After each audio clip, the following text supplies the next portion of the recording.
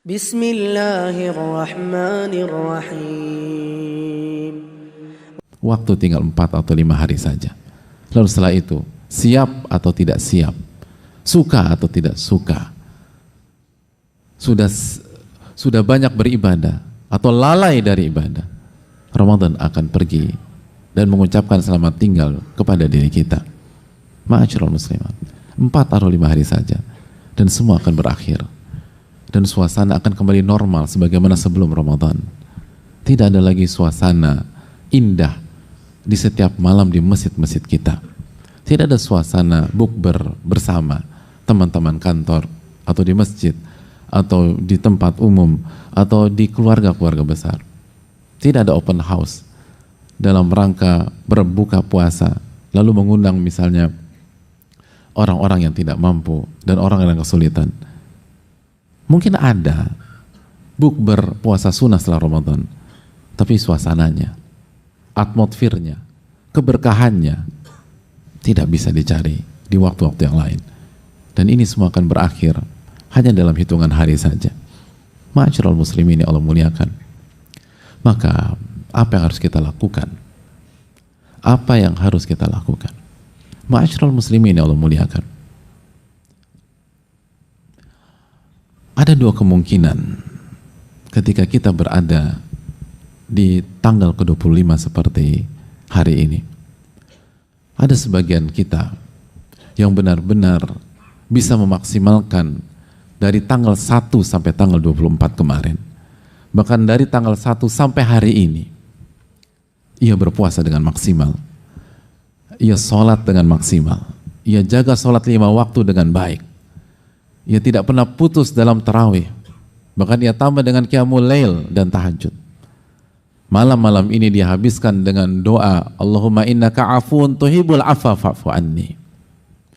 Dia sapu bersih. Dia bersedekah. Dia infak. Karena meneladani Rasulullah SAW.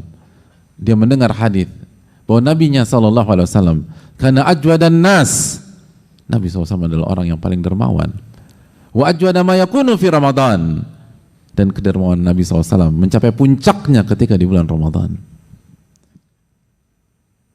Dia menghatamkan Al-Quran 1 hatam, lalu disusul 2 kali hatam, lalu disusul 3 kali hatam, disusul 4 kali hatam, dan begitu seterusnya. Tapi apakah semua orang seperti itu, hadirin? Kita tahu semua jawabannya tidak demikian. Di sisi lain, di waktu yang sama, ada banyak pihak yang melalaikan Ramadan. Bahkan sebagian orang sudah mengangkat bendera putih dan sudah tidak puasa lagi. Padahal Ramadan dengan kesepakatan pertama, kalau nggak 29 hari, 30 hari. Tapi bagi dia, Ramadan hanya 17 hari. Bagi dia, puasa itu hanya 12 hari. Bagi dia, puasa Ramadan itu bisa selang-seling. Dia acuhkan, dia lalaikan. Ada sebagian orang tidak sholat wajib di Ramadan, tidak sholat tarawih di Ramadan, dan kalau sholat hatinya di luar sholatnya tersebut, ia tidak khusyuk, ia tidak menghayati. Alih-alih menjadi bagian dari bukber atau memberikan makan berbuka kepada orang yang berpuasa, dia sendiri tidak berpuasa dan dia tidak memikirkan tentang dirinya sendiri. Ma'asyiral muslimin Allah muliakan. Kira-kira itulah 2 kutub yang ada ketika kita berada di tanggal ke-25 ini. Oleh karena itu, apa yang harus kita lakukan?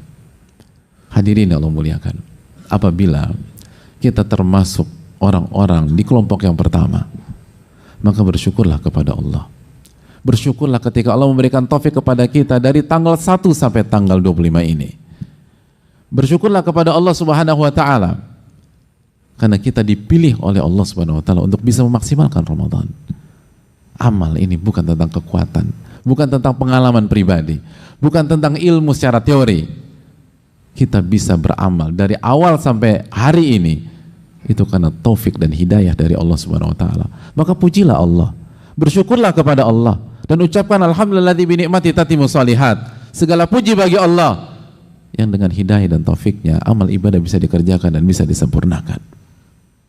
Dan yang kedua, jangan selebrasi terlalu dini. Ini belum selesai. Jangan selebrasi terlalu dini. Sebuah blunder besar bagi setiap pihak di bidang manapun adalah dia selebrasi sebelum garis finish. Dan itu fatal. Tetap fokus hadirin. Bukankah Nabi SAW mengatakan innamal a'malu bil khawatim, sesungguhnya amal itu tergantung ending dan kondisi akhir bagaimana kita menyelesaikan amal tersebut. Apabila kita dengan baiknya menyelesaikan hari pertama sampai hari ini, tapi kita melakukan blunder karena keujuban kita melakukan blunder besok, kita melakukan blunder 2 hari kemudian karena kita meremehkan, kita merasa kita sudah juara, kita merasa kita sudah bertakwa, kita merasa kita sudah mewujudkan firman Allah Subhanahu wa taala la'allakum tattaqun pada Ramadan, masih di tanggal 27 Ramadan, masih di tanggal 28 atau tanggal 29, tapi kita sudah selebrasi seakan-akan kita sudah berhasil dan kita mendapatkan pesan dari langit bahwa Anda bertakwa, maka itu adalah blunder yang sangat-sangat fatal.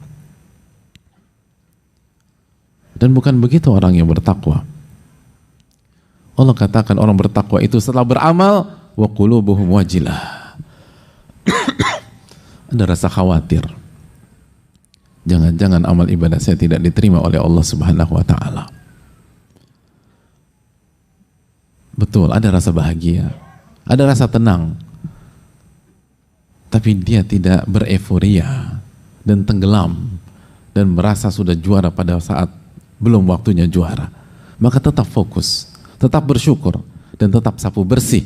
Karena Nabi kita SAW dikatakan oleh istri tercinta Aisyah radhiyallahu taala anha, yang menyampaikan istri hadirin, bukan teman jauh, bukan orang yang memantau dari helikopter view, yang menyampaikan adalah teman tidur dan orang yang sangat dekat dengan Rasulullah SAW.